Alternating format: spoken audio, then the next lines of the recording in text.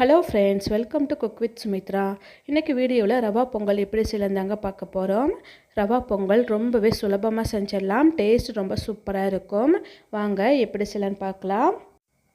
இந்த கப்பால் நான் 1/4 கப் பாசிப்பருப்பு எடுத்துக்கிறேங்க. நம்ம குக்கரில் சேர்த்துக்கலாம்.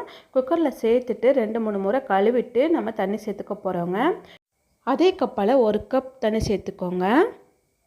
தண்ணி சேர்த்துட்டு வேக விட்டுக்க போகிறோங்க. இது கூடவே 1/2 ஸ்பூன் அளவுக்கு மஞ்சள் தூள் சேர்த்துக்கோங்க. இப்போ நம்ம வேக விட்டுக்க போகிறோங்க. 3 விசில் விட்டு நல்லா குழைவாக வேக விட்டு நம்ம எடுத்துக்கலாம்.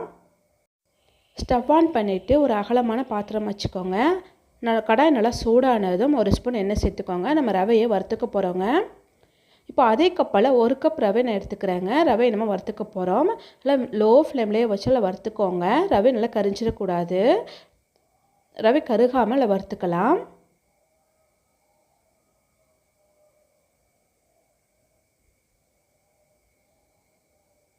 இப்போ ரவை நல்லா வறுபட்டு வச்சாச்சுங்க. இப்போ வேற ஒரு பாத்திரத்துக்கு நம்ம மாற்றிக்கலாம். இப்போ அதே கடாயில் 2 ஸ்பூன் எண்ணெய் சேர்த்துக்கோங்க. இது கூடவே 2 ஸ்பூன் நெய் சேர்த்துக்கோங்க. எண்ணெய் நெய் நல்லா சூடானதும் மீடியமான ஃப்ளேமில் வச்சுக்கோங்க. 1 ஸ்பூன் ஜீரகம் சேர்த்துக்கோங்க. 1 ஸ்பூன் மிளகு சேர்த்துக்கோங்க. 1 ஸ்பூன் அளவுக்கு நல்லா பொடியாக நறுக்கி இஞ்சி சேர்த்துக்கோங்க. 2 பச்சை மிளகாய் கட் பண்ணிவிட்டு சேர்த்துட்டு நல்லா வறுத்து விட்டுக்கோங்க. மிளகு ஜீரகம் எல்லாம் பொரிஞ்சதும் கருவேப்பிலை சேர்த்துக்கோங்க. இது கூடவே தேவையான அளவு முந்திரி பருப்பு சேர்த்துக்கோங்க. முந்திரி பருப்பு சேர்த்து நல்லா வறுத்து விட்டுக்கோங்க. முந்திரி பருப்பெல்லாம் நல்லா வறுப்பட்டு வந்ததும் 1/2 ஸ்பூன் அளவுக்கு பெருங்காயத்தூள் சேர்த்து நல்லா வறுத்து விட்டுக்கோங்க. இப்போ நம்ம தண்ணி சேர்த்துக்க போகிறோங்க. 1 கப் ரவையை எடுத்துருக்கோம்ல, 3 கப் தண்ணி சேர்த்துக்கோங்க. பொங்கலுங்கிறதுனால 3 கப் தண்ணி சேர்த்தா கரெக்டாக இருக்கும். இப்போ தண்ணி கூடவே ஏற்கனவே வேக வச்சுருக்கோம்ல பாசிப்பருப்பு, அதையும் சேர்த்துக்கோங்க. சேர்த்துட்டு நல்லா கலந்து விட்டுக்கோங்க.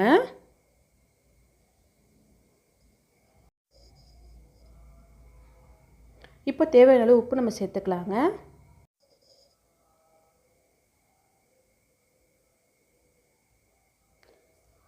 இப்போ நல்லா கொதிச்சிருச்சுங்க. இப்போ நம்ம ரவை சேர்த்துக்கலாம். வறுத்து வச்சுக்கிற ரவையை கொஞ்சம் கொஞ்சமாக சேர்த்துக்கோங்க. கொஞ்சம் கொஞ்சமாக சேர்த்து கிளறுங்க. கிளறும் பொழுது நம்ம கட்டி இல்லாமல் வருங்க. ரவை சேர்த்து கிளறும் பொழுது ஸ்டவ்வை சிம்மில் வச்சுக்கோங்க. ஏன்னா ரவை சட்டுன்னு வெந்து வந்துடுங்க. அதுக்காகத்தான். இப்போ எல்லா ரவையுமே சேர்த்தாச்சுங்க. நல்லா கட்டி இல்லாமல் நல்லா கிளறிக்கலாம். இப்போ நல்லா கிளறி விட்டாச்சுங்க. இப்போ நல்லா மூடி போட்டு வேக விட்டுக்க போகிறோங்க. மூடி போட்டு நல்லா சிம்லையே ஒரு 2 நிமிஷத்துக்கு வச்சுக்கோங்க. நல்லா வெந்து வந்துடும். ஏன்னா ரவை சட்டுன்னு வெந்து வந்துடுங்க. பாருங்கள், நல்லா வெந்து வந்துருச்சு பாருங்கள்.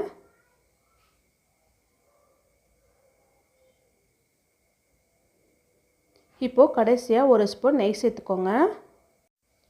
நெய் சேர்த்துட்டு நல்லா கலந்து விட்டுக்கோங்க.